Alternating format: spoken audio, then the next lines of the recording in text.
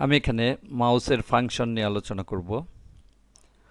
প্রায় প্রতিটি মাউসেই দুইটা বাটন থাকে, লেফট বাটন এবং রাইট বাটন।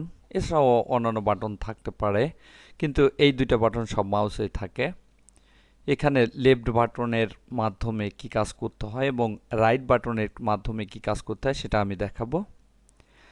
লেফট বাটনটা ব্যবহার করা হয় কোনো অংশকে নির্বাচন করার জন্য। আমি এখানে যে উপরে যে ডাইমেনশনটা রয়েছে এটাকে ক্লিক করলাম, দেখতে পাচ্ছি এটা নির্বাচিত হয়েছে। আবার এই লাইনটাকেও নির্বাচন করছে, তাহলে এর উপর ক্লিক করি। এভাবে যার উপরে আমি ক্লিক করব সেই অংশটুকু নির্বাচিত হবে। এটাকে আমি ডিলিট করে দেই। এটা হচ্ছে লেফট বাটনের কাজ, অর্থাৎ ড্রয়িং এর কোনো অংশকে নির্বাচন করার জন্য এই লেফট বাটনটা অটোক্যাডে ব্যবহার করা হয়।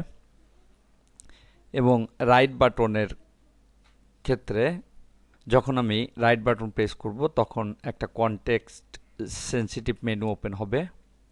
এখানে রাইট বাটন ক্লিক করি, তাহলে দেখতে পাচ্ছি রিপিট ইরেজ, অর্থাৎ এটা আনডু। আমি যেটা ইরেজ করেছি এটাকে নিয়ে আসার জন্য এরকম বিভিন্ন ধরনের কমান্ড এখানে দেখতে পাচ্ছি। এটা হচ্ছে সাধারণ অবস্থায় এই উইন্ডোতে যে কোনো জায়গায় রাইট ক্লিক করলেই এই মেনুটা চলে আসবে। আবার যদি আমি কমান্ড উইন্ডোতে গিয়ে রাইট ক্লিক করি তাহলে কনটেক্সট সেনসিটিভ মেনুটার চেহারা ভিন্ন হয়ে যাবে এবং এখানে আলাদা আলাদা অপশন হবে, দেখতে পাচ্ছি। এখান থেকে এই অপশন নিয়ে কাজ করতে হবে।